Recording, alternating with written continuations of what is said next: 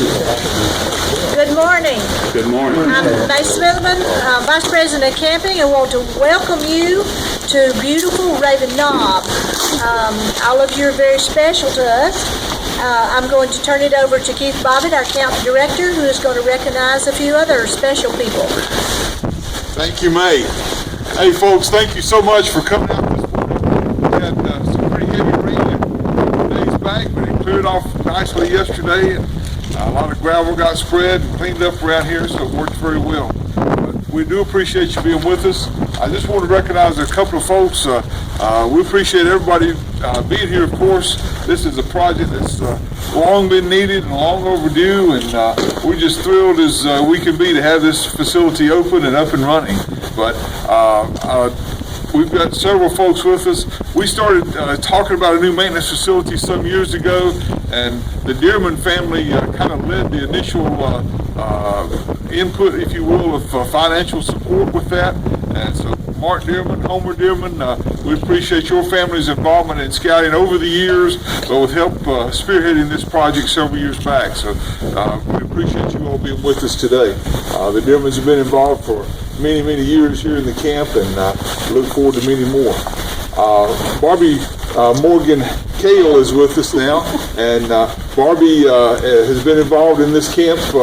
I guess I met Barbie back about 1970 when we started the lodge building. Is that right? She's swung hammers and carried boards with a bunch of us guys for a long time to get that building built. But Barbie and Wes were heavily involved in and have been involved in the council for a number of years. Barbie's son and daughter have both been involved and worked on camp staff, and have had a good scouting experience here at the camp. And when we started talking about building this facility through the lodge, Wes Morgan was one of the key lodge chiefs at a critical point, and he continued to serve in scouting and in the community. So the lodge kind of moved in that direction. So Barbie, any words or anything you'd like to say to the group this morning? Can I do it when I cut the ribbon? That will be fine. We'll do that then. Okay. Very good. We have other folks that are here with us, and I don't know that I'll get everybody. I certainly don't want to miss anybody, but the Mappa family is with us, and Phil Mappa was our electrical specialist here for several years, and Phil was just an inspiration to so many folks, from teaching electricity merit badge to wiring and figuring out all the mishaps that happened, and the wonder the camp didn't burn down from some of the things that hit the jacklegs around here. So Phil Mappa had a real vision on how to do things, to do it right. He was a licensed electrician, but he was a visionary in how to not only get this right today, but I want to be 4 or 5 years down the road, 5 or 10 years down the road. So we do appreciate all of you all being with us this morning. We really do. At this time, I'd like to ask Zach Brown, our White Hill Lodge chief, if he would have a few comments. Okay. So it's a pretty nice building. First starters there, try to break the ice, I guess. Wes Morgan was an awesome guy. I kind of hate that I never got to meet him. Keith has told me enough about him. I could probably write a eulogy though. But just this shelter alone has been so much of a help to the lodge and to the camp. We're able to come in and out of here and not have to rummage through the old barn and break 2 or 3 things just to get to one thing. 2 steps forward, 3 steps back kind of deal. But I said we should probably start calling it the Morgan Center, but we were afraid that people would shorten it to the morgue, so we can't do that now. But this is it's a very big honor to be up here and to be just talking on behalf of the lodge, and I wanted to let everyone know how much the youth of the lodge has already used this shelter and how much we appreciate it already, and all the consideration and donation that was put into making it possible.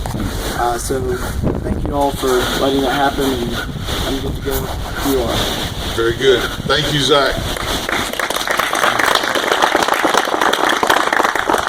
It was with the lodge several years ago. Kind of got into the the thought and the planning of what we should do in a major project here in the camp, and just what Zach was saying, seeing the need of a maintenance center that would propel us forward and give us better storage, security, and better overall maintenance of facilities and vehicles. The lodge stepped forward with the pledge that carried forth with the idea, and we brought about a reality here. So thank you to Wahissa Lodge there. At this time, I'd like to ask Steve Wilburn, our Scout Executive, if he would have some comments. This is a lot of talk for simple ribbon cutting, isn't it? I've been here about a little over 10 years, and over the years in other camps that I was involved in, I would develop a habit of on Sunday afternoon or Sunday morning driving back into camp and getting ready for the week, and I was always have a little checklist of things that excuse me, have a little checklist of things that I wanted to get done before the campers arrived, so the camp would look just so. And so when I first got here as Scout Executive, one of the things that I did was I said, all right, when I drive into our camp, every time I drive in, I'm going to put myself in the car seat of a first-time Cub Scout mother bringing her son to Camp Raven Knob. And so I would drive in, and for several years, I would drive in, and the first thing I would see would be what? The old barn that used to sit over here, and the other stuff that was around it, because we didn't have a place to store it. We just had this old building that had been brought here when? 1960. In 60, and it was about to fall down, and we just didn't really have a good place. So I got to where I would just kind of hold my eyes like that, so that wouldn't be the first impression I got as a new Cub Scout mother coming into camp. So when the owner of the Arrow Lodge came to me one day and said, we'd like to make a substantial commitment to build a new maintenance and maintenance center, and we'd like to name it in honor of Wes Morgan, I was thrilled, as you might imagine, as was our board, who also, is in and out of here, and also had mentioned and seen the need for not only a new facility that would serve our purpose, but also a new facility that would set the stage as people came into the camp, or at least not take away from their experience or their first impression of camp when they came into the Scout camp. And so we're able to take care of both of those things with a great usable facility that's going to serve us for many, many years, but also to help get this part of our camp up to snuff with the rest of the camp and make that first impression of new parents, new kids coming to camp, the best it can be from the time that they start pulling into camp all the way through their camping experience here. This building is a part of, Keith has already mentioned the Dearmans. Or the Arrow Lodge made a substantial commitment to this facility. The rest of the money for this facility came from a capital campaign we started in 2010. We raised about $3.2 million under the leadership of Dr. Richard Dean, $3.2 million. And we've been spending that money, and this is part of it. There's several big projects that we've knocked out. The Health Lodge, which was opened 2 years ago. Last year, a new climbing tower, a new archery range, a new rifle range. This year, the maintenance center, and Dave and Jeff are working right now on remodeling the trading post, making it more functional and a larger and better area to serve our needs there. This week, I just signed a contract to build a new swimming area. We'll start that as soon as camp is over and pull the lake down and get that underway and have it up and running for 2015. And then the next big project, and really the only big project remaining, I think, outside of buying a couple of properties around camp that will help protect our camp for years to come. But the next project after that is to do something about staff housing. Once we get those projects out of the way, we will have pretty much hit all the big projects out of our campaign after a few years ago. So many of you all gave to that campaign. Some of you were involved in the solicitation of that. We have great leadership and great involvement of our volunteers and great support from throughout our 8 counties and really areas outside of our 8 counties as well.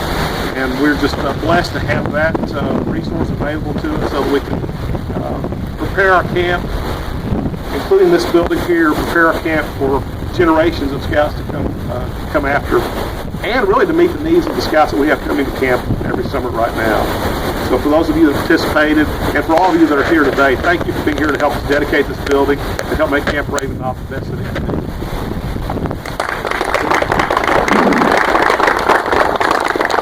I'd like to ask Dave Whitfield to kind of define the building for us a little bit, how we arrived at what this structure is. Thank you all for being here. Before I start any of that, I just want to tell you all, it always looks this good. Really. We're really ready to really start working here. But you know, and I'll get into what Keith asked me to say, but honestly, for about the last 6 months, we have worked to clear out the old barn. We had to do that and put it under the sheds because we didn't have a certificate of occupancy for this building because we had the old barn sold. And we were expecting to get it cleaned out by the 1st of November, and get it down and out of the way. We would have had all this grading done, everything would have looked really nice and pretty. But things never work out like you plan. And we got the building cleaned out around the 1st of December after we dug trenches for the new water line and to bring power to this building, and then it started raining and the monsoon sort of set in, and it was so muddy it was like a moat around that building for most of the winter, and honestly ice and puddles, and so we just didn't get that done, and really literally until about 2 weeks ago. But you know, when we began to think about this and the concept of, geez, you know, all right, we're going to build this maintenance building. What are we going to build? And several of us talked, and we felt like we needed, you know, we wanted to put everything under one roof and have a nice shop area, and as well as a good warehouse area. So basically, the building is divided right here in the middle, and the shop and the warehouse. We felt like we needed to build it fairly tall and built some loft areas because, you know, it's kind of like you grew up with this old maintenance building that had lofts, and they worked very well, except that you had a straight ladder to climb up to get into them. We built lofts with a nice set of stairs, and so we developed that loft concept, so we were able to utilize, you know, quite a bit of the space, quite a bit of the height, as well as give us room to ample room to put a vehicle lift in here, which is you know, sorely needed for our aged fleet of camp trucks. And so anyway, as we began to develop and lay out things, some thumbnail sketches, got a good scout friend, Josh Martin, who does drafting, and I said, Josh, this is a little better. I think you can make it a little bit more. And he did that, and we all, you know, liked it. We talked about it in our campus committee and our properties committee, and everybody kind of signed off on that design, and then we actually put it out for a design bid. The contract was awarded to Warren King Construction, a local contractor from Mount Airy. Warren was a scout, came up here. Brandon, his son, is here. Brandon, where are you? Is he still here? He is. Brandon helped build this building. Wright Engineering from Pilot Mountain. Wade White's the owner of Wright Engineering, is a longtime scouter. They did the design and engineering work. And it all started falling together, coming together, and here it is. Warren got busy with some other projects, some other commitments late in the process, and Jeff and I helped do some of the paneling and some of the wall surfaces, which gave us a little bit more ownership. And you know, when you know it's your building, and you know, a lot of people might just contract a job and let somebody else do all the work. But we really wanted to have a hand in it. We did. And then it came time that we did have a conditional CO. We couldn't get a ramp done. We have a handicap parking, 2 spaces over there, and that actually overlapped the footprint of the old building. So the old building had to be out of the way before we could actually do that. So this concrete's only about really only about a week old, and so once we got all that out of the way and got everything sort of moved into the shed, we began to move things in and got ready to move things in. You know, well, where are we going to put all this stuff? And we had lots of stuff. And all the old shelving we had looked rusty and was dirty and everything. And then Frank Lewis came along. Frank's over there in the orange shirt. Frank retired from 2 careers and former scout. Said, you know, I'm just looking for something to do. How about if I start coming up and helping you? Well, so all the way along, we'd bring stuff in, we'd wash the shelves, we made our shower in the bathroom into a wash pit, we washed things down. Frank did a lot of painting, sanding, painting for us, and we kind of made it all look a little bit fresher, a little bit newer. Realizing it is a maintenance facility, we always kept that in mind, but it's still, it made it what it is. And so, here it is. If you look around, we'll walk through and do a walkthrough tour if you'd like, or you feel free to look around, but we've got just ample storage. I mean, it doesn't, other than having all the camp equipment here that we're going to put up after camp's over, pretty much everything's here that's going to be here, and it's amazing to have room to work. And I just thank everybody that's been involved. Tommy Francis, the Alpha Electrics here. Tommy wired it. Warren couldn't be here. I tried to get the architect here, but so many people that put it all together. The Dogwood District for furnishing the money for the lift, as well as the Mappa family in Phil's memory. And it wouldn't happen without all of you. And of course, the initial seed from Mark Dearman to have a vision that we needed a new maintenance building. Thank you, Mark.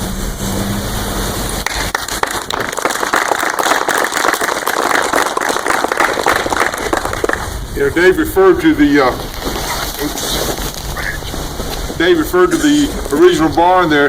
That barn was built in 1960, here in 1960. The council purchased it from a company in Winston-Salem and had it brought up here and assembled on a slab and put together eventually there. And it did give us a great deal of service over the years. It was, at that time, it was probably everything we needed, but over the years it kind of went along and had different uses as it was put through. In the end, the council had purchased that building for $5,400 in 1960, and we sold it to a local business here for $5,000. So after 57 years of use, we lost $400 on our investment, and plus they came and took it down for free. So it was a pretty good setup in that arrangement. But it gave us a great deal of service. But I think this one will give us the next 50 years of use. That's a great deal. It really is. At this time, I'd like to ask Barbie to step up, and we've got the ribbon cutting, and we'll officially be underway here. Thank you. Thank you. I'd like to say just a little bit about Wes. Some of you here knew him, some of you didn't.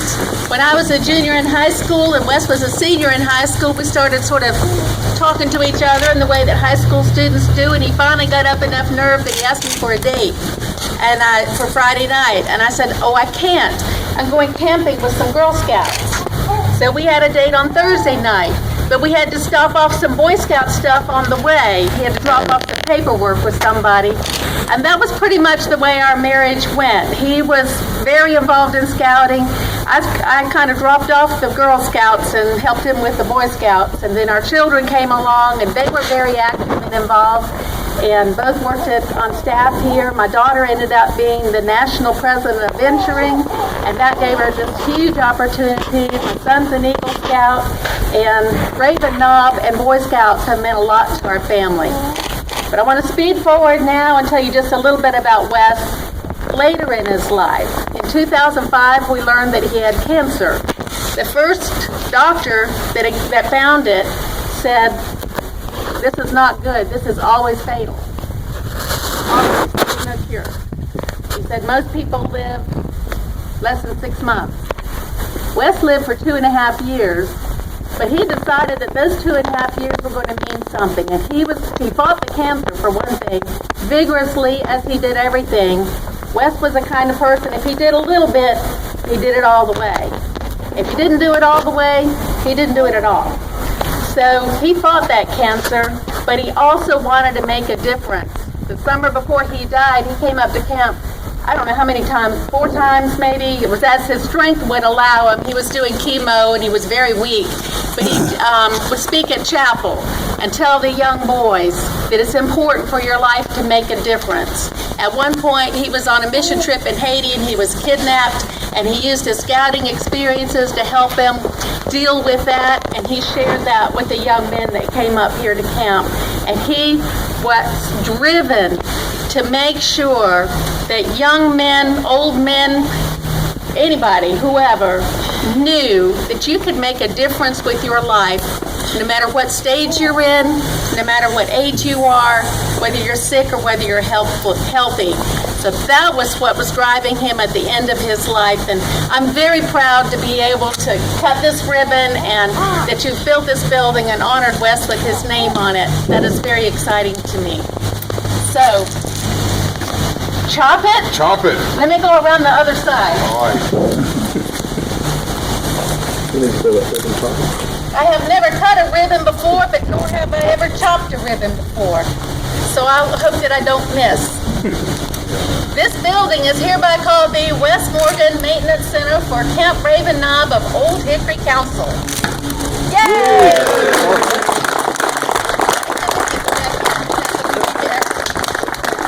Thank you very much. Very good.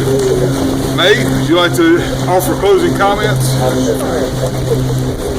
Once again, we thank you for coming. We want you to wander around and look at the facility. We put names beside the room so you know what each room is going to be used for. I'll ask Dave and Jeff to step in and answer your questions if you have any. And then we invite you to lunch. You go to the dining hall and have lunch with us. And after that, please feel free to ride through the camp and go out and look at the new tower, the new rifle range, the new archery range, ride down to the arena and see what's been done there. Stop by the trading post. It's a work in progress. You might see something that you want to donate to help or some work that you can do and say, hey, I know how to paint. Let me be here when you get ready to do that. But, yeah, please. But anyway, thanks again for coming and feel free to walk around.